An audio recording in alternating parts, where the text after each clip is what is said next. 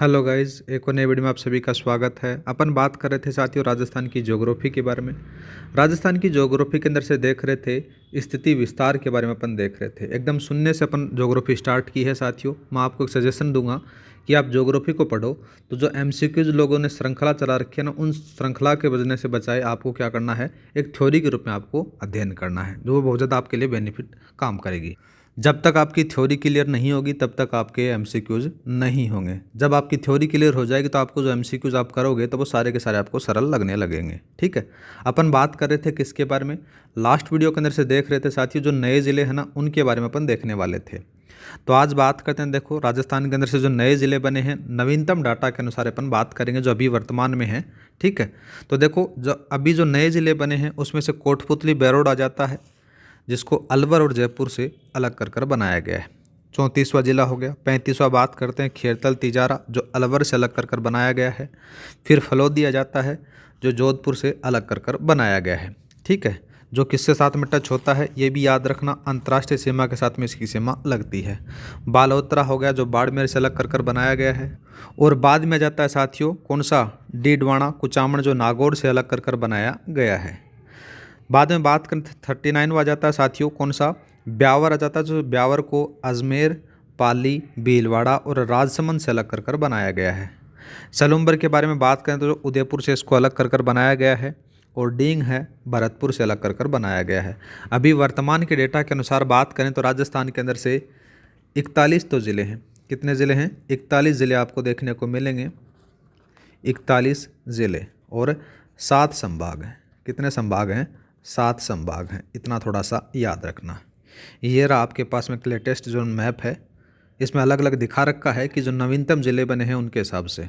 अब पढ़ते हैं अपन जो संभाग वाइज कौन कौन से ज़िले आते हैं उनके बारे में। तो साथियों सबसे पहले आप लिखो कौन सा, जयपुर संभाग के बारे में अपन देखते हैं।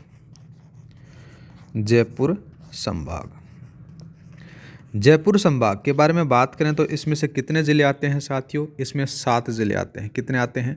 7 ज़िले आते हैं। ठीक है, और वो 7 ज़िले कौन कौन से आते हैं साथियों, उन्हीं के बारे में बात करें तो एक तो आ जाता है जयपुर खुद आ गया, जयपुर आ गया। जयपुर के बाद में दूसरा आ जाता है अलवर आ गया, अलवर। अलवर के बाद में दूसरा आ जाता है झुंझुनू आ गया। कौन सा आ गया? झुंझुनू आ गया। झुंझुनू के बाद में दौसा आ गया। दौसा के बाद में सिक्कर आ गया। सिक्कर के बाद में कोटपुतली बहरोड आ जाता है। कौन सा आता है साथियों? कोटपुतली बहरोड आ जाता है। दोनों एक ही साथ हैं, याद रखना। कोटपुतली बहरोड के बाद में आ जाता है खेरतल तिजारा, खेरतल तिजारा। ये ज़िले हैं जो जयपुर संभाग के अंदर से आते हैं। ठीक है साथियों, इसमें कुछ खास चीज़ें हैं जो आप नोट डालकर लिख सकते हो। उसके बारे में बात करें तो सर्वाधिक जनसंख्या वाला संभाग है, सर्वाधिक जनसंख्या, सर्वाधिक जनसंख्या वाला संभाग है। कौन सा है? जयपुर संभाग आ जाता है। ठीक है, दूसरा बात करें तो सर्वाधिक, सर्वाधिक जनसंख्या घनत्व वाला भी है, जनसंख्या घनत्व वाला संभाग है। ठीक है, एक और लिख लेते हैं पर। दूसरा आ जाता है कि सर्वाधिक, सर्वाधिक अनुसूचित जनजाति, अनुसूचित जाति बोले तो एससी जनसंख्या वाला, जनसंख्या वाला संभाग है। कौन सा है? ये भी जयपुर संभाग आपको देखने को मिलेगा। ठीक है, दूसरा बात करते हैं। दूसरा कौन सा लिखोगे? दूसरा संभाग आ जाता है साथियों जोधपुर संभाग, जोधपुर संभाग। बात करें जोधपुर संभाग है, इसमें 8 ज़िले शामिल हैं। कितने ज़िले शामिल हैं? 8 ज़िले हैं। सर्वाधिक जिलों वाला संभाग भी इसको कह सकते हैं। अब इसमें कौन कौन से ज़िले हैं साथियों, उन्हीं के बारे में अपन बात करें तो सबसे पहला तो आ जाता है जोधपुर। जोधपुर के बाद में दूसरा आ जाता है पाली, पाली के बाद में आ जाता है जालोर, जालोर के बाद में आता है फलौदी, फलौदी के बाद में कौन सा जाता है जैसलमेर, जैसलमेर, और जैसलमेर के बाद में कौन सा आता है बाड़मेर आ जाता है। बाड़मेर के बाद में जाता है साथियों सिरोही, और सिरोही के बाद में जाता है बालोतरा। ये ज़िले हैं सारे के सारे जोधपुर संभाग में हैं। इसमें भी कुछ नोट डालकर लिख लेते हैं साथियों, जो मैन कभी कभार पूछ लेता है एग्जामिनर, अपनी तरफ से अपन कोई कमी नहीं छोड़ेंगे, ठीक है। एग्जामिनर चाहे कैसा भी पेपर बना ले। इसमें से बात करें तो सर्वाधिक क्षेत्रफल वाला जाता है, सर्वाधिक क्षेत्र वाला संभाग कौन सा है साथियों जोधपुर संभाग है, ठीक है। दूसरा बात करें सर्वाधिक जिलों वाला संभाग कौन सा है, ये भी जोधपुर संभाग आपको देखने को मिलेगा। एक और लिख लें क्या पर, एक और लिख लो पर जनसंख्या घनत्व सबसे, यहाँ पर लिखते हैं अपन सबसे कम जनसंख्या घनत्व वाला संभाग, वो भी कौन सा है जोधपुर संभाग है साथियों। 3-4 बातें हैं जो नोट में आपको मैंने लिखा दी गई हैं, कभी कभार एग्जामिनर पूछ लेता है तो याद रखना। तीसरा बात करते हैं, तीसरा कौन सा जाता है साथियों, तीसरा अपन बात करेंगे बीकानेर संभाग। कौन सा बीकानेर संभाग, बीकानेर संभाग है साथियों। इसमें आपको कितने ज़िले देखने को मिलेंगे 4 ज़िले मिलेंगे। कितने ज़िले हैं 4 ज़िले आपको देखने को मिलते हैं। और वो 4 ज़िले कौन कौन से आते हैं, सबसे पहला तो नाम आ जाता है बीकानेर का आ गया, ठीक है। बीकानेर के बाद में जाता है श्री गंगानगर का जाता है, ठीक है, श्री गंगानगर आ गया। श्री गंगानगर के बाद में जाता है चूरू, और चूरू के बाद में जाता है हनुमानगढ़ आ जाता है साथियों। ये 4 ज़िले आपको देखने को मिलते हैं, ठीक है। दूसरा बात करते हैं तो न्यूनतम नदियों वाला संभाग भी इसको कह सकते हैं। क्या कह सकते हैं, न्यूनतम नदियों वाला संभाग कौन सा है, बीकानेर संभाग आपको देखने को मिलेगा, ठीक है। दूसरा बात करते हैं, चौथा संभाग आ जाता है साथियों कौन सा, अजमेर। अजमेर संभाग है। इस अजमेर संभाग के बारे में बात करें ना तो कितने ज़िले आपको देखने को मिलेंगे, 6 ज़िले। कितने मिलेंगे, 6 ज़िले आपको देखने को यहाँ पर मिलेंगे। अब जो 6 ज़िले कौन कौन से हैं अजमेर के अंदर से, तो साथियों यहाँ पर सबसे पहले लिखते हैं, पहला नाम आ जाता है अजमेर आ जाता है। अजमेर के बाद में कौन सा आता है, टोंक आ गया, और टोंक के बाद में कौन सा आ गया, नागौर आ गया। नागौर के बाद में कौन सा आ गया, भीलवाड़ा आ गया। भीलवाड़ा के बाद में कौन सा आता है, डीडवाना कुचामन, डीडवाना कुचामन आ गया। और डीडवाना कुचामन के बाद में एक और नया ज़िला बना है जिसका नाम आ जाता है ब्यावर। ये 6 ज़िले आते हैं अजमेर संभाग के अंदर से, ठीक है। कितने संभाग हो गए, 4 हो गए। पांचवा बात करते हैं, पांचवा कौन सा जाता है, कोटा आ गया। कोटा है, इस कोटा के अंदर से या फिर कोटा संभाग लिख सकते हो, पूरा याद रखना। कोटा संभाग में भी आपको 4 ज़िले मिलेंगे। कितने मिलेंगे, 4 ज़िले मिलेंगे। इसको याद करने के लिए किस प्रकार से, देखो कौन कौन से हैं, तो याद रखना है इसको, कोझा बाबू, कोझा बाबू से याद रख सकते हो। को से हो जाता है कोटा, ठीक है। जा से हो जाता है झालावाड़, ठीक है। बा से हो जाता है कौन सा, बारा, और बू से हो जाता है बूंदी। ये ज़िले इसमें आपको देखने को मिलेंगे साथियों। कुछ थोड़ी सी बात और लिख सकते हो यहाँ पर कि सर्वाधिक सबसे ज़्यादा नदी इसमें है। यहाँ पर क्या लिखोगे, सबसे ज़्यादा नदियों वाला संभाग कौन सा है साथियों, कोटा संभाग आ जाता है।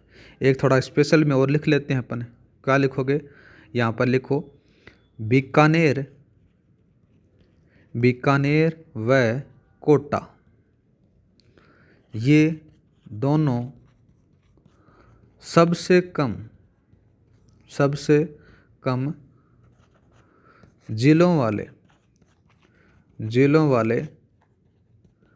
संभाग हैं। कौन कौन से हैं? बीकानेर और कोटा हैं, दोनों के अंदर से 4-4 आपको देखने को मिलेंगे साथियों। अब बात करते हैं कोटा के बाद में कौन सा जाता है? छठा बात करते हैं, छठा संभाग कौन सा जाता है? जिसका नाम आ जाता है उदयपुर। उदयपुर, इस उदयपुर संभाग के बारे में बात करें तो साथियों इसमें आपको 7 ज़िले देखने को मिलेंगे। कितने मिलेंगे? 7 ज़िले। अब वो 7 ज़िले कौन कौन से हैं उसी के बारे में बात करें तो सबसे पहले तो आ जाता है उदयपुर आ गया। उदयपुर के बाद में आ जाता है चित्तौड़गढ़ आ जाता है। कौन सा जाता है? चित्तौड़गढ़ आ गया। चित्तौड़गढ़ के बाद में आ जाता है साथियों राजसमंद आ जाता है। कौन सा जाता है? राजसमंद आ जाता है। राजसमंद के बाद में अपन लिखेंगे बांसवाड़ा आ जाता है। कौन सा जाता है? बांसवाड़ा आ जाता है। ठीक है, बांसवाड़ा के बाद में डूंगरपुर आ जाता है। कौन सा आ गया?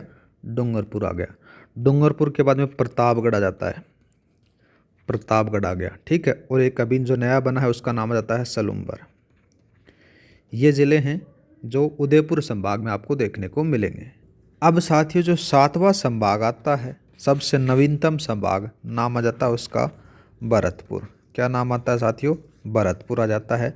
और भरतपुर संभाग है ना, इस भरतपुर संभाग में आपको 5 ज़िले मिलेंगे। कितने ज़िले हैं? 5 ज़िले देखने को मिलेंगे। और वो 5 ज़िले कौन कौन से आ जाते हैं साथियों? एक तो भरतपुर आ जाता है। ठीक है लाला, भरतपुर के बाद में जाता है धौलपुर। कौन सा आ गया? धौलपुर। और धौलपुर के बाद में जाता है करौली। कौन सा आ गया? करौली आ गया। फिर एक और आ जाता है सवाई माधोपुर आता है। ठीक है, सवाई माधोपुर आ जाता है। सवाई माधोपुर के बाद में बात करें तो एक और जो नया बना है डींग आ जाता है। ये सारे के सारे आपको देखने को मिलेंगे। ठीक है, और बात करें साथियों तो भरतपुर संभाग को आप नवीनतम भी बोल सकते हो। इसका जो निर्माण होता है ये कब होता है? 4 जून को होता है। 4 जून 2005 को होता है। सबसे नवीनतम बात कर सकते हो, सबसे नया संभाग है। ठीक है,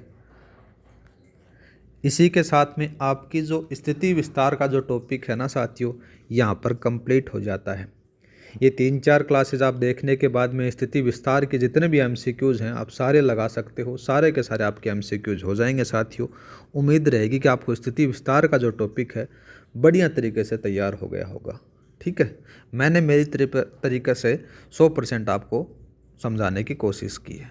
अब स्टार्ट करते हैं। दूसरा जो टॉपिक का नाम आ जाता है साथियों, दूसरा टॉपिक कौन सा जाता है? राजस्थान का भौतिक स्वरूप। ठीक है, यहाँ पर हेडिंग डाल सकते हो, आपको पीडीएफ फाइल वैसे तो मिल जाती है। राजस्थान के भौतिक स्वरूप। राजस्थान के भौतिक स्वरूपों के बारे में अपन अध्ययन करेंगे। इससे सवाल बहुत बार पूछा जाता है, हर एग्जाम में सवाल पूछा जाता है इसके अंदर से। राजस्थान के भौतिक स्वरूप के बारे में बात करें तो इसको अपन 3 भागों में बांटकर देख लेते हैं। इसकी बेसिक जानकारी अलग अलग लोगों ने अलग अलग मतों के हिसाब से इसको भागों में अलग अलग डिवाइड किया था। तो सबसे पहले अपन बात करें, नाम आ जाता है प्रोफेसर वीसी मिस्र का। प्रोफेसर वीसी मिस्र ने है ना सर्वप्रथम वर्गीकरण किया था। क्या किया था साथियों? सर्वप्रथम वर्गीकरण किया था। सर्वप्रथम वर्गीकरण किया था। और वर्गीकरण कब किया था वो भी याद रखना। 1968 में बताया था कि राजस्थान इतने भागों में जाता है।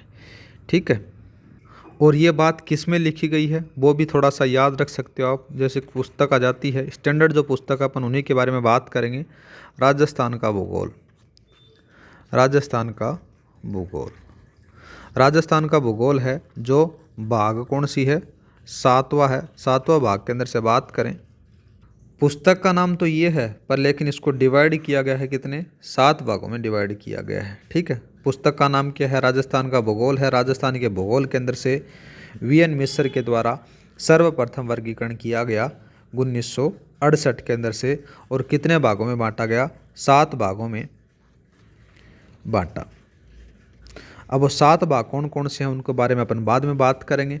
दूसरे आ जाते हैं जिसका नाम बात करें, दूसरे का नाम आ जाता है प्रोफेसर राम लोचन। प्रोफेसर राम लोचन क्या कहते हैं? ये राजस्थान के भौतिक स्वरूपों को 1971 में डिवाइड करते हैं और कितने भागों में बांटते हैं?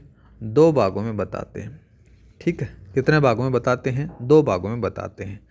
अब बात करते हैं तीसरा जो आ जाता है प्रोफेसर हरिमोहन, क्या नाम आ जाता है साथियों? हरिमोहन सक्सेना। हरिमोहन सक्सेना के द्वारा 1994 के अंदर से साथियों राजस्थान का जो भौतिक स्वरूप है उनकी एक पुस्तक आ जाती है साथियों, जिस पुस्तक का नाम आ जाता है राजस्थान का प्रादेशिक भूगोल, अपन बोल सकते हैं। ठीक है, उस पुस्तक का नाम जरूर लिख सकते हो। उस पुस्तक का नाम लिखो, राजस्थान का प्रादेशिक, राजस्थान का प्रादेशिक भूगोल आपको याद रखना है। इस भूगोल के अंदर से 4 भाग बताए। कितने भाग बताए हैं? 4 भाग बताए हैं। ठीक है, अब इनको अपन साथियों थोड़ा सा डिटेल से पढ़ लेते हैं जिससे आपको थोड़ा समझ में आ जाए साथियों। तो सबसे पहले अपन बात करेंगे किसके बारे में? नाम आ जाता है प्रोफेसर वीसी मिस्र के अनुसार। मिस्र के अनुसार ये कितने भाग बताते हैं? राजस्थान के भौतिक स्वरूप को 7 भाग बताते हैं। और वो 7 भाग कौन कौन से हैं साथियों? सबसे पहला नाम आ जाता है पश्चिमी शुष्क मरुस्थल। ठीक है, कौन सा आता है? पश्चिमी शुष्क मरुस्थल आ जाता है। दूसरा बात करें तो आ जाता है अर्ध शुष्क आ जाता है। कौन सा आता है? अर्ध शुष्क मरुस्थल। दूसरा हो गया। तीसरा बात करते हैं, तीसरा कौन सा लिखोगे? नहरी क्षेत्र। नहरी क्षेत्र आ जाता है। चौथा बात करें साथियों, कौन सा आता है? अरावली क्षेत्र। कौन सा जाता है? अरावली क्षेत्र आ गया। 4 हो गए क्या? पांचवा बात करते हैं तो नाम आ जाता है, उसको बोला जाता है पूर्वी करसी क्षेत्र, जिसको औद्योगिक के नाम से भी जाना जाता है। 5 हो गए। छठा बात करें साथियों तो छठा कौन सा आता है? नाम आ जाता है दक्षिणी पूर्वी करसी प्रदेश। क्या आता है? दक्षिणी पूर्वी करसी प्रदेश आ जाता है साथियों। ठीक है, 5 हो गए। छठा बात करते हैं, छठा हो गया। सातवां बात करते हैं तो सातवां कौन सा आता है? चंबल बीहड़ आता है। चंबल बीहड़ क्षेत्र आता है। इन भागों के द्वारा डिवाइड किया जाता है प्रोफेसर वीएन मिस्र के अनुसार। अब बात करते हैं दूसरा जो विभाजन होता है किसके द्वारा? प्रोफेसर रामलोचन के द्वारा। ठीक है, यहाँ पर अपन लिखते हैं प्रोफेसर रामलोचन। प्रोफेसर रामलोचन के अनुसार 2 भाग बताए। कितने बताए? 2 भाग बताए जाते हैं साथियों। इसमें से 2 भाग कौन कौन से आ जाते हैं? पहले का नाम आ जाता है राजस्थान। कौन सा नाम आता है? राजस्थान आ जाता है। और दूसरा आ जाता है राजस्थान का पठार आ जाता है। इस प्रकार से इसको डिवाइड किया गया है। इस राजस्थान को अपन आगे चलकर 3 भागों में बांटता है। 4 उपभागों में बांटता है। 4 उपभागों में बांटा। ठीक है, इतना आपको समझ में आ गया। और ये जो 4 उपभाग है ना साथियों, इसको आगे चलकर 12 लघु भागों में बांटा गया। 12 लघु भागों में बांटा। ठीक है, इतना आपको याद रखना है। अब चलते हैं अपन तीसरा है। तीसरा नाम किसका जाता है साथियों? प्रोफेसर हरिमोहन सक्सेना। प्रोफेसर हरिमोहन सक्सेना के बारे में बात करें ना साथियों तो इनके द्वारा 4 भागों में बांटा गया। 4 भाग बताए जाते हैं। कौन कौन से जाते हैं? पहला जाता है थार का मरुस्थल आता है। ठीक है, कौन सा आता है? थार का मरुस्थल आता है। दूसरा बात करें साथियों अरावली आ जाती है। कौन सी आती है? अरावली आ जाती है। तीसरा बात करें साथियों पूर्वी मैदानी प्रदेश आता है। पूर्वी मैदान अपन लिख सकते हैं। और चौथा बात करा जाता है दक्षिणी पूर्वी मैदान आ जाता है। इस प्रकार से 4 भागों में बांटा जाता है प्रोफेसर हरिमोहन सक्सेना के द्वारा 1994 के अंदर से। ये डेटा आपके अंदर से जो पुस्तक आती है राजस्थान का भौतिक प्रदेश या फिर भौतिक भूगोल है उसके अंदर से दिया गया है। अब बात करते हैं तो साथियों देखो राजस्थान का निर्माण किस प्रकार से होता है उसी के हिसाब से अपन बात करते हैं। देखो सबसे पहले पेथालासा जो स्थल था उसके बारे में बात करें तो देखो ये आ जाता है सबसे पहले। पहले क्या था साथियों, पृथ्वी थी। इस पृथ्वी के अंदर से ये जो क्षेत्र था, यहाँ पर एक भाग आता है जिसका नाम आ जाता है पेंजिया स्थल। इस प्रकार से आप लिख सकते हो, ये कौन सा आता है, पेंजिया स्थल आ जाता है। यहाँ पर ये पूरा का पूरा क्या है, ये महासागर आ जाता है।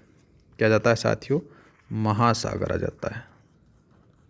ये महासागर हो गया। इस पूरे क्षेत्र को आप बोल सकते हो क्या साथियों, पेथालासा स्थल। पेथालासा स्थल इसको बोल सकते हो, ठीक है। ऊपर वाला था इसको पेंजिया बोला जाता था। क्या साथियों, पेंजिया। इसको पेंजिया स्थल बोल सकते हो। ज़्यादा कभी कभार पूछेगा नहीं, वैसे पूछ सकता है, तो आप थोड़ा सा याद रख लेना, ठीक है। बाद में क्या होता है साथियों, जो ये महाद्वीप है, इस महाद्वीप का विभाजन हो जाता है उत्तर और दक्षिण साइड में। अब उत्तर दक्षिण साइड में बात करें तो किस प्रकार से होगा, देखो एक तो ये हिस्सा जाता है, सुंदर नहीं बना, चलो इसको दोबारा से बनाते हैं। इस प्रकार से अपन बोल सकते हो, एक ये हिस्सा आ गया, इसका नीचे का जो हिस्सा जाता है, एक ये हिस्सा जाता है, ठीक है। ज़्यादा सुंदर आप बना लेना भाई। ये इधर का जो है इसको अपन बोल सकते हैं टेथिस सागर। क्या बोल सकते हैं, टेथिस सागर, ठीक है। और ये ऊपर वाला जो होता है उत्तर का हिस्सा है, इसको आप क्या बोल सकते हो, अंगारा लैंड बोल सकते हो। क्या बोल सकते हो, अंगारा लैंड बोल सकते हो, ठीक है। और दूसरे वाला जाता है, इसको अपन क्या बोल सकते हो, गोंडवाना लैंड बोल सकते हो। गोंडवाना लैंड इसको अपन बोल सकते हैं। इतना थोड़ा सा याद रखना। अब बात करें ना साथियों, तो राजस्थान है वो मूल रूप से किसका हिस्सा माना जाता है, जीटी का हिस्सा माना जाता है। जीटी तो आप जाते रहते हो कि जयपुर में रहते हो, तो ये तो आ जाता है टेथिस सागर, टी का मतलब और जी का ना मतलब आ जाता है गोंडवाना लैंड। तो ये मूल रूप से बात करें तो इससे आ जाता है राजस्थान का जो मैन निर्माण है वो जीटी से होता है, गोंडवाना लैंड और टेथिस सागर से होता है, ठीक है। अब देखो जीटी के बारे में बात करें तो सबसे पहले ये देखो जीटी आ जाता है, वो गौरव टावर वाला जयपुर वाला नहीं है। ये जीटी के बारे में बात करें तो देखो जी का जाता है गोंडवाना लैंड। कौन सा आता है, गोंडवाना लैंड। इस गोंडवाना लैंड के बारे में बात करें तो इसके अंदर से क्या बन जाता है, प्रायद्वीपीय पठार बनता है। प्रायद्वीपीय पठार बनता है, ठीक है। इस प्रायद्वीपीय पठार के अंदर से दो चीज़ें आपको देखने को मिलेंगी। कौन सा, एक मिलेगा आपको हाड़ौती मिलेगी और दूसरा मिलेगा अरावली, ठीक है, जो सबसे प्राचीन आ जाता है, सबसे पुरानी। इतना याद रखना। अब चलते हैं अपन टी के बारे में बोले तो टेथिस सागर। टेथिस सागर के बारे में बात करें तो इसके अंदर से क्या आपको देखने को मिलेगा, उत्तरी विशाल मैदान। क्या मिलेगा साथियों, उत्तरी विशाल मैदान। लिख लेना यहाँ पर, टी का मतलब याद रह जाए आपके, ठीक है। टेथिस सागर, टेथिस सागर थोड़ा सा याद रखना है बस। उत्तरी विशाल मैदान के बारे में बात करें तो इसको भी दो भागों में बांट दिया जाता है। एक तरफ आ जाता है थार का मरुस्थल। कौन सा आता है, थार का मरुस्थल आ जाता है। और दूसरे के बारे में बात करें तो नाम आ जाता है पूर्वी मैदान आ जाता है। ये जो थार का मरुस्थल है ये सबसे नवीनतम है।